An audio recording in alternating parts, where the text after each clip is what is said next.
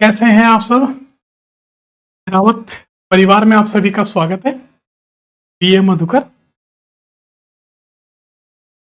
आज हम भारत ही नहीं, मगध ही नहीं, अपितु पूरे भारत के प्रथम सुदृढ़ जो डायनेस्टी वंश की जो बात करेंगे वो है हर्यक वंश। हर्यक वंश के बारे में बताने से पहले एक बात बता दूं कि यहाँ पे संसार में जीवन लेने के बाद लोग बहुत करोड़ों अरबों कमाते हैं, चीजें करते हैं, कम हो जाती है, मृत्यु होती है। लेकिन इतिहास हमेशा एक बात का याद रखता है, आपने क्या किया था।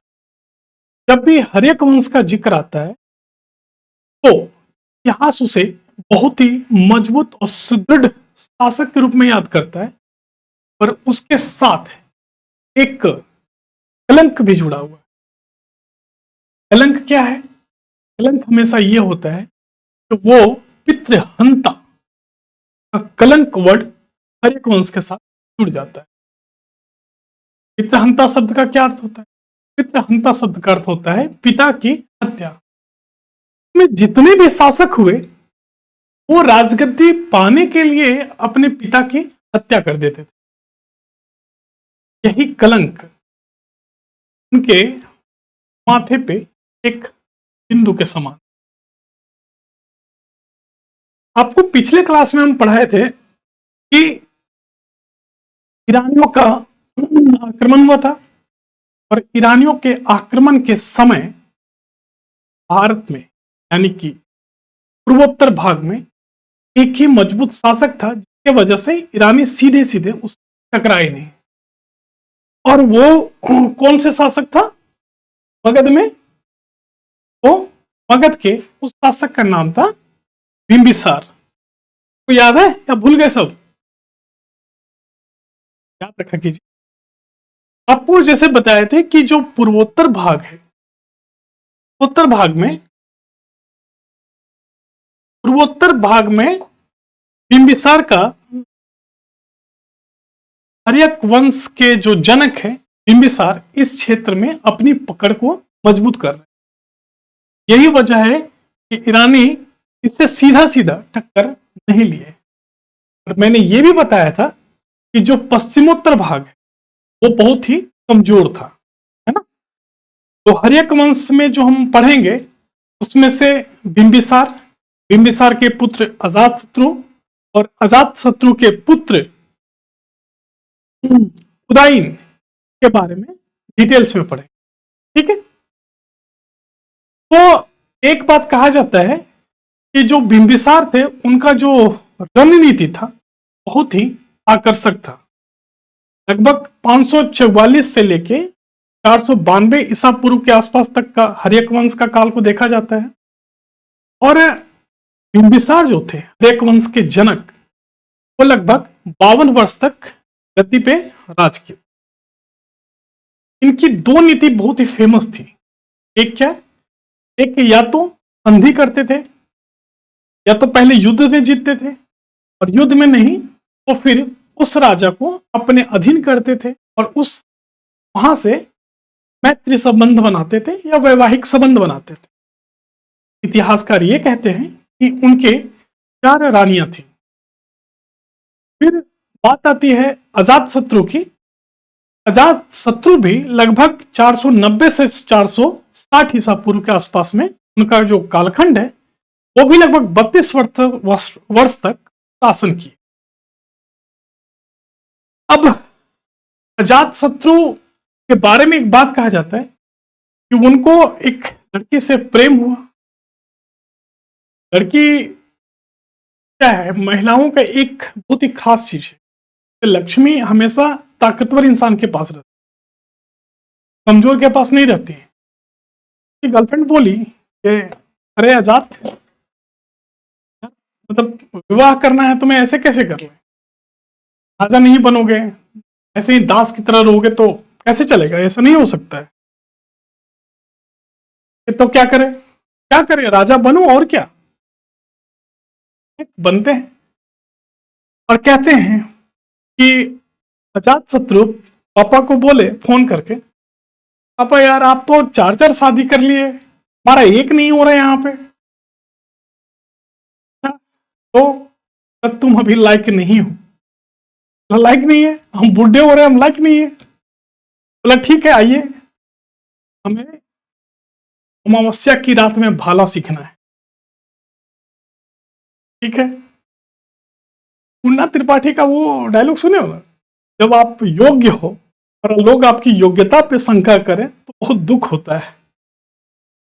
बुलाए, दिन भैया गए मिलने, कालीन भैया बिंबिसार गए मिलने अकेले पहाड़ पे, चलो बेटा को भाला सिखाया जाए। अजातशत्रु भाला लेके दौड़ा और दौड़ा दौड़ा दौड़ा दौड़ा और उसको बिंबिसार को लगा कि भाला चलाने सीख रहा है मेरा बेटा।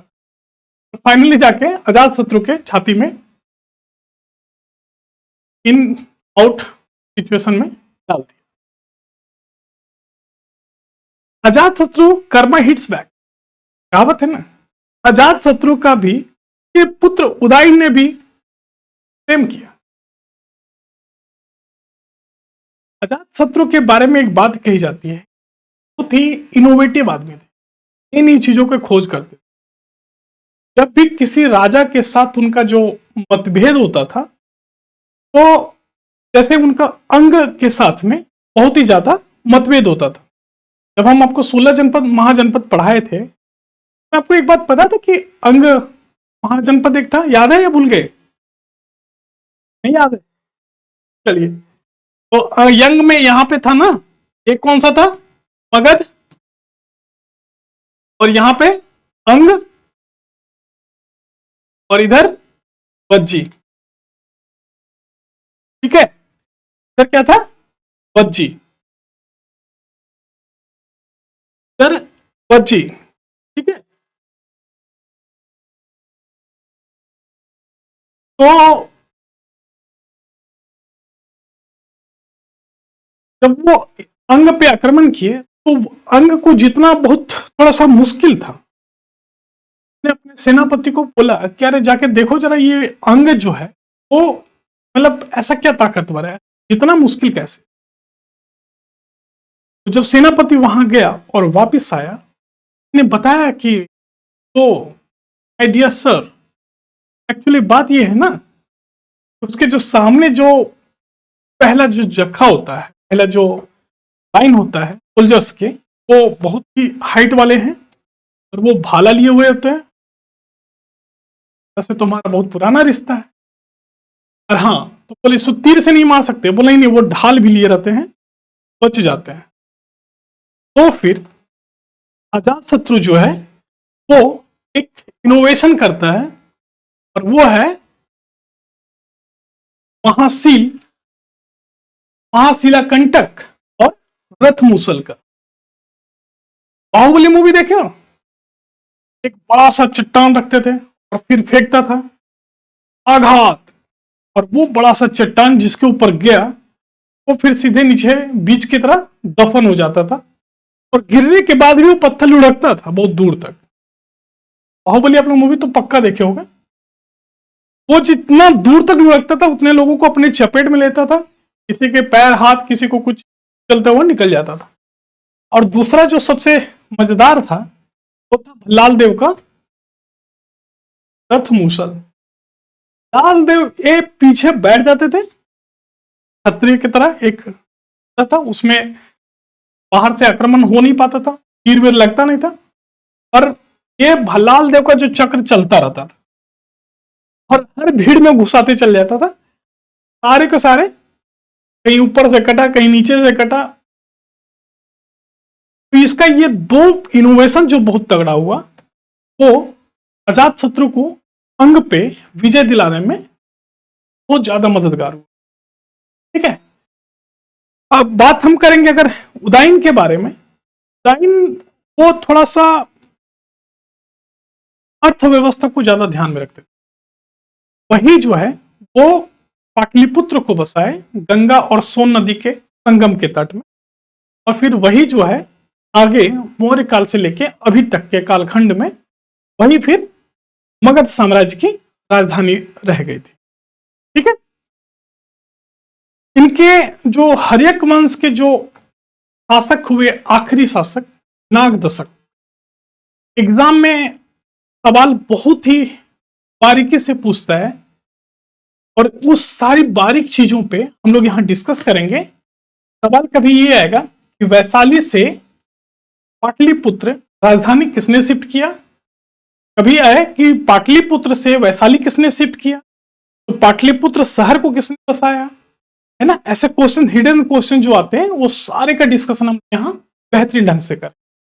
ठीक है, एकदम तनाव नहीं लेना किसी चीज का। फिर अगर नाग दशक के बारे में हम बात करेंगे तो नाग दशक के बारे में एक सवाल क्या आता है कि अंतिम हर्यक वंश के जो अंतिम शासक थे वो नाग दशक, है ना। ये बड़े ही अर्थव्यवस्था को ध्यान में रखते हुए ये चीजों को संचालन बेहतरीन ढंग से करते थे। कौन? उदाइन, नाग दशक नहीं, उदाइन। कहते हैं ना कि नाग दशक के बारे में तो एक बात है कि जैसे जिसने अपना एम्पायर खड़ा किया है ना, एक बुद्ध काल पढ़ाते टाइम हम एक बात, बुद्ध को बुद्धत्व पाने के क्रम में जिस शारीरिक और मानसिक वेदना से गुजरना पड़ा हो केवल बुद्ध को पता। बिंबिसार जो उस साम्राज्य की स्थापना किए, आप कोई अगर इनोवेशन करते हो, आप किसी बिजनेस को डालते हो, जो आपने स्टार्ट किया है, दर्द सिर्फ आपको पता होगा कि कितने घंटे घंटों कितने दिनों तक वो मेहनत करते हो आप, और आपके साथ जो होता है सबसे करीबी, उस दर्द को भली भांति परिचित होता है उस दर्द से। बाकी हाँ ठीक है, मतलब क्लैपिंग करने के लिए तो फिर पूरी दुनिया आती है साथ में, करनी है ना। तो एक बार, अब एक बेहतरीन एग्जांपल है उदाइन के बारे में। एक बार बाजार में गई एक अम्मा खरीदने के लिए सेब। अम्मा दुकानदार से बोली, अम्मा तो सेब कैसे कीजिए? दुकानदार बोला, बेटा 80 रुपये केजी। क्या? हाँ। के साथ में एक और खड़ा था ग्राहक, 2 केजी कितने का? अब बगल वाला जो खड़ा था वो बोला 80 का 1 केजी, तो 160 का 2 केजी, हो गई बात खत्म। अब क्या पूरी की पूरी मतलब तोड़ घटाव यही सीख लोगे सारी चीजें। हमें भी लेना है, हमें भी समय है। अब तक उधर से दुकानदार बोलता है 2 केजी 120 के, दिमाग भी फर गया। अरे 1 केजी 160 के, 2 केजी 200, तो 80 के, 2 केजी 120 के, ऐसे कैसे? ये कौन सा मैथ है? तो लोगों को जो मोहित करने का, लोगों के साथ जो वैवाहिक संबंध बनाने का, लोगों को जो जीतने का जो कला था, वो लगभग हर्यक वंश के सभी में देखा जाता है, चाहे बिंबिसार हो, अजात शत्रु हो, या फिर उदाइन हो। ठीक है, तो हम लोग इस क्लास को पूरे डिटेल्स में देखते हैं, एग्जाम पॉइंट ऑफ व्यू से हर एक बारीक से एक चीज को देखें। तो स्टार्ट करते हैं। एग्जाम में ये पूछता है ना, वो जो सबसे बड़े हथियार थे महाशिलाकंटक और रथ मूसल, वो किसने बनाया था? तो वो था अजात शत्रु ने। ठीक है, अजात शत्रु। ठीक है जी,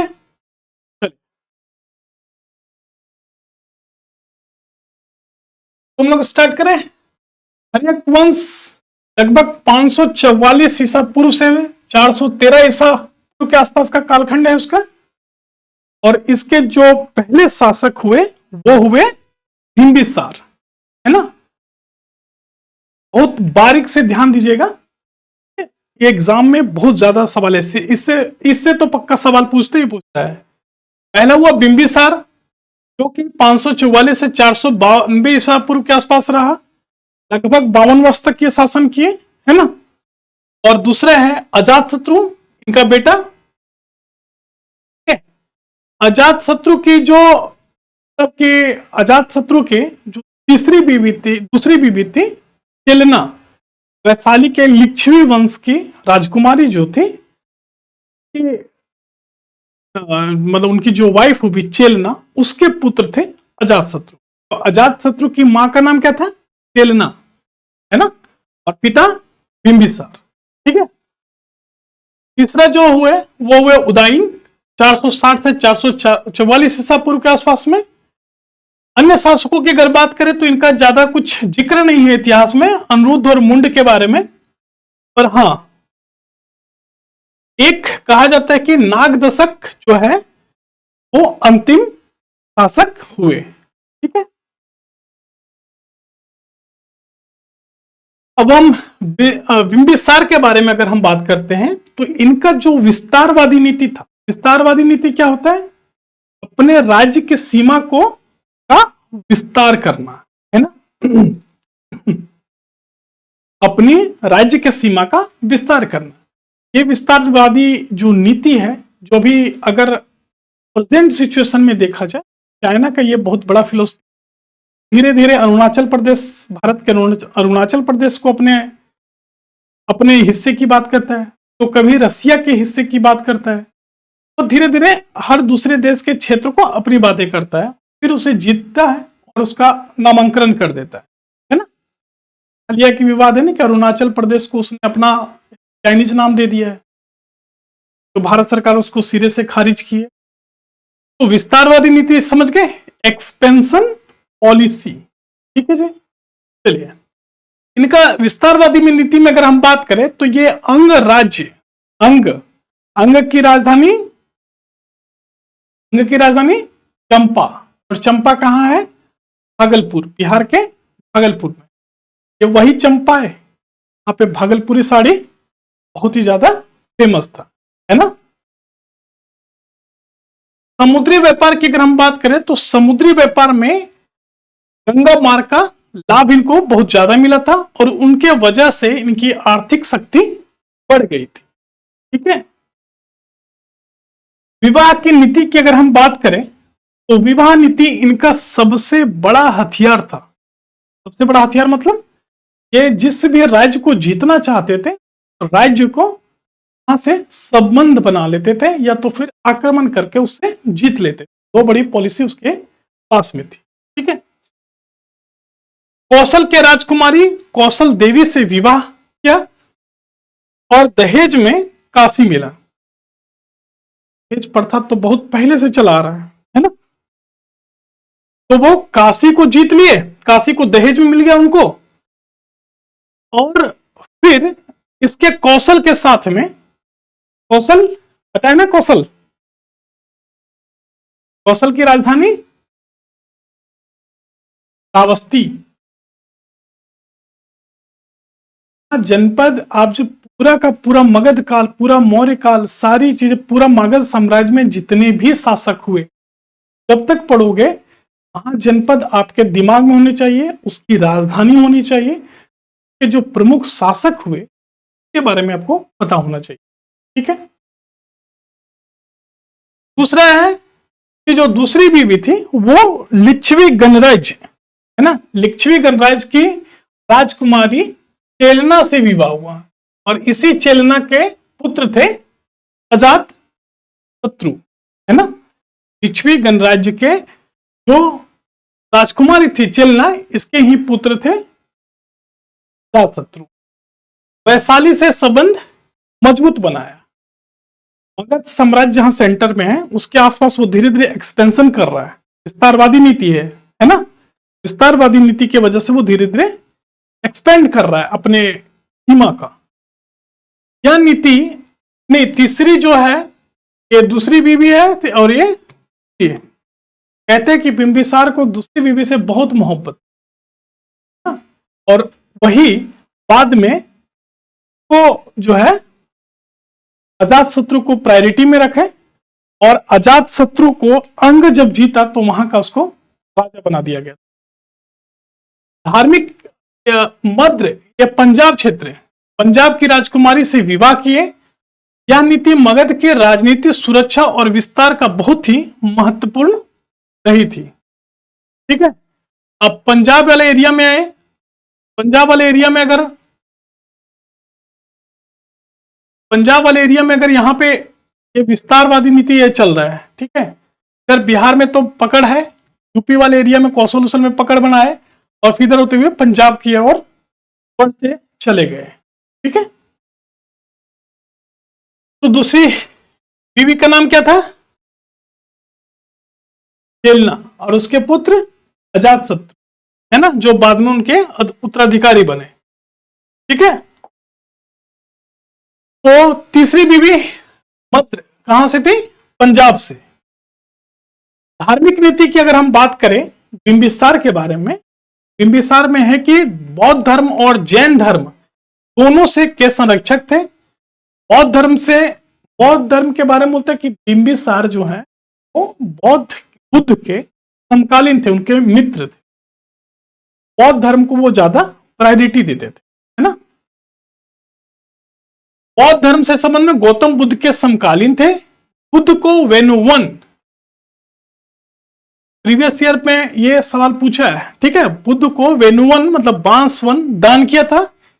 बिंबिसार को बुद्ध का प्रमुख उपासक माना जाता है ना। जैन धर्म से लगाव था, संरक्षण दोनों करता है। क्या धर्म जो है ना बहुत ही पर्सनल मामला है, लोग धर्म पे बहुत ज्यादा सवाल उठाते हैं। आजकल का एक ट्रेंड हो चला है, अगर आपको फेमस होना है तो किसी एक धर्म को के बारे में अंधाधुंध बुराइयां कीजिए, और जनरली वो टारगेट करते हैं किसको? हिंदू धर्म यानी सनातन धर्म। ये बहुत ही बेवकूफी और निर्लज्ज वाली बातें होती। आपको फेमस होना है, आप अपने विद्वता से फेमस होइए, धर्म की अवहेलना करके या उसके बारे में बुरी बातें बोल के, चाहे वो हिंदू धर्म हो, इस्लाम हो, बुद्ध हो या जैनिज्म हो, किसी के बारे में, है ना। तो जैन धर्म की अगर हम बात करें तो महावीर स्वामी के भी समकालीन थे, लेकिन जैन धर्म को भी वो समर्थन देते थे, है ना। मृत्यु के बारे में वही पता है कि पितृहंता का जो एक गंदा टैग लगा है इस वंश में, इस डायनेस्टी में, वो इनके पुत्र अजातशत्रु और तीसरे जो हुए उदयन की वजह से लगा है। बिंबिसार की मृत्यु एक दुखद घटना थी। उनके पुत्र अजातशत्रु ने उन्हें कैद कर लिया। कुछ स्रोतों के अनुसार भूख से मृत्यु या फिर उसे मार दिया गया, ठीक है। तो जब भी सवाल आया कि बिंबिसार जो है वो उनकी मृत्यु कैसे हुई, आप मिर्जापुर वेब सीरीज तो देखे ही होंगे, शालीन भैया और त्रिपाठी, याद रखना, पहाड़ पे मिलने बुलाए थे की रात को, वो याद रखिएगा, ठीक है। तो वो बिंबिसार ने अपनी राजधानी ग्रीव्रज, जिसे वर्तमान में राजगीर या राजगिर के नाम से जाना जाता है, उसको बनाया था या बसाया था, ठीक है। तो बिंबिसार किस क्षेत्र को, किस शहर को बसाया था? वो है राजगीर। राजगीर में एक बहुत ही फेमस जगह है, जैन धर्म के लिए बहुत ही पवित्र तीर्थ स्थल है, कोई बता सकते हैं जगह? बताइएगा। मैंने सवाल पूछा और आपके दिमाग में वो जवाब आ गया, मतलब ये हमारा पढ़ाना सफल हो चुका। ऑस्ट्रेलोपिथेकस से कहानी चल रही है 1.5 करोड़ वर्ष पूर्व से। होमोसेपियंस, नवपाषाण, पाषाण, ताम्रपाषाण, हड़प्पा काल, है ना। भाई हड़प्पा काल कहां से? युगीन सभ्यता, वो कालखंड पूरा याद है ना। नेक्स्ट क्लास में जब पढ़ाएंगे तो ट्राई करेंगे कि हर क्लास में हम 5 मिनट का या 3 मिनट का एक फ्लो चार्ट बना दें रिवीजन के तौर, है ना। बिंबिसार ने अपनी राजधानी ग्रीव्रज, जैसे वर्तमान में राजगीर के नाम से जाना जाता है, को बनाया था। बिंबिसार के बारे में एक ही चीज याद रखिए, आपके एग्जाम के लिए बहुत ही बेहतरीन होगा, और वो है बिंबिसार मतलब हर्यक वंश का संस्थापक। अंग को जीता था उसने, और यहां का जो भार था कि जो दूसरी पत्नी थी चेलना, जिनको बहुत ही बेहद मोहब्बत था,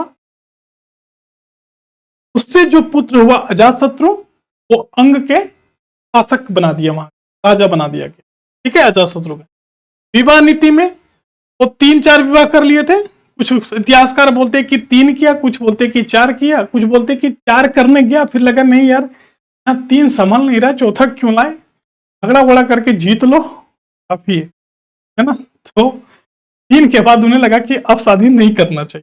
कुछ बोलते कि 4 के बाद 5वां में हुआ था ये।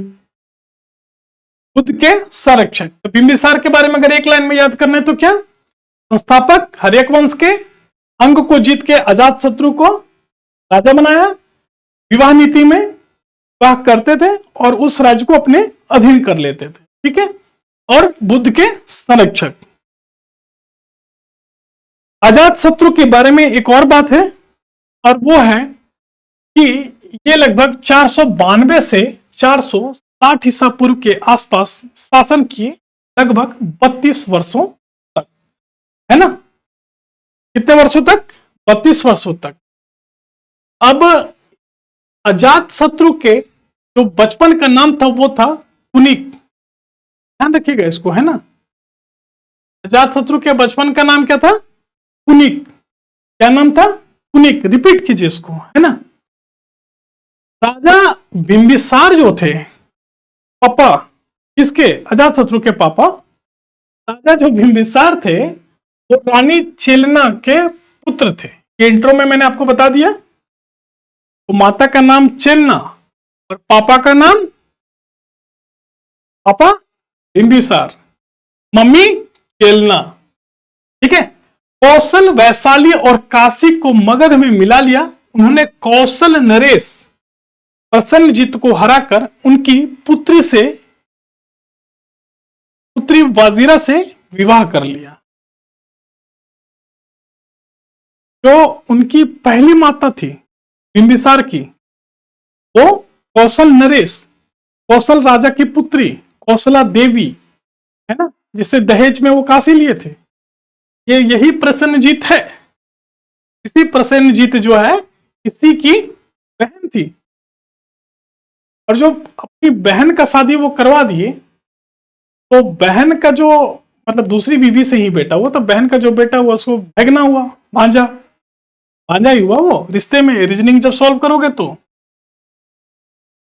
है ना। तो इलन मस्क आज के डेट में उसका जो फैमिली हायरार्की है ना, वो बड़ा ही विचित्र ढंग से है। तो कभी सुनिएगा, ये बहुत सालों से चलता आ रहा है। तो प्रसेनजीत जो है वो अपनी बहन दी थी इसके पिताजी को, बिंबिसार को, और अपनी जो पुत्री है वो दे दी अजात शत्रु, ठीक है। तो प्रसेनजीत की बहन थी कौशला देवी, और प्रसेनजीत की पुत्री जो हुई वो अजात शत्रु की बीवी हुई, ठीक है। इनोवेशन में महाशिलाकंटक यानी कि बड़े पत्थरों को फेंकने वाली मशीन, बड़े बड़े चट्टानों को, और दूसरा रथमूसल, ठीक है। सामने में जिसको अभी मैंने पिक्चर दिखाया अभी कि सामने में अगर हम बात करें तो ये रथमूसल, कभी यहां पे ये बहुत ही धारदार चीजें लगी होती थी और इससे कटता चला जाता था, ठीक है। कौन, अजात शत्रु। अजात शत्रु का नाम इसलिए अजात शत्रु पड़ा क्योंकि शत्रु को जीत लेता था। और आप हो क्या, आप आलस को नहीं जीत पा रहे हो, आप रिवीजन नहीं कर पा रहे हो, ऐसे कैसे, आरती हो गए हो, ऐसे कमेंट्स आते हैं, है ना। तो अजात शत्रु ने ही, अगर हम अजात शत्रु ने राजगिरा की सप्तपर्णी गुफा में इनके मैंने एक वीडियो डाला था साथ में, आप ध्यान दिए होगे ना कि 3 या 4 मिनट का एक वीडियो है, कितने बौद्ध संगीति हुए और उस संगीति में क्या क्या निर्णय निकला, उस समय के राजा कौन थे, उस समय के अध्यक्ष कौन थे। ये चारों बौद्ध संगीतियां जो है उनके बारे में हम लोग डिस्कशन अच्छे तरीके से किए, है ना। तो यही जो अजात शत्रु है, इन्हीं के कालखंड में पहला सप्तपर्णी गुफा में पहला बौद्ध संगीति हुआ था। उस समय वहां के राजा अजात शत्रु, ठीक है। अजात, ये तो हम आपको शुरू में बताएं कि अजात शत्रु ने लगभग 32 वर्षों तक शासन किया। और कर्म हिट्स बैक, यानी कि आप जो कर्म करोगे वो एक ना एक दिन घूम के वापिस जरूर आएगा, है ना। और वो क्या था कि उनके पुत्र उदयन ने उनको भी बुलाया अमावस्या की रात पे उसी पहाड़ पे, तो कहा पापा I am so sorry, happy birthday to you. ठीक है, तो उदयन ने भी अपने पापा को मार डाला और उसकी वजह से पितृहंता का जो गंदा टैग है वो उसके वंश, उसके डायनेस्टी में वो चीज लग गया। अब उदयन के बारे में हम बात करते हैं। उदयन उदयन नहीं है, ठीक है, उदयन है। उदयन उदयन जो है वो 460 से 444 ईसा पूर्व के आसपास में उनका जो शासन है, उनका जो कालखंड है वो चला है। ठीक है, 460 से 444 के आसपास। उदयन के बारे में एक चीज कहा जाता है कि राजधानी को राजगृह से पाटलिपुत्र स्थानांतरित किया। ठीक है, यही है एग्जाम का सबसे मेन लाइन, राजगृह से पाटलिपुत्र शिफ्ट किया वो, है ना। उदयन के बारे में माना जाता है कि वो जैन धर्म के अनुयायी थे, जैन धर्म के अनुयायी थे। ऐसा इतिहासकार कहते हैं कि उनकी जो माता चेलना थी वो जैन धर्म की प्रशंसक थी, उनके अनुयायी थी, तो माता को देखते हुए वो जैन धर्म को मानने लगे।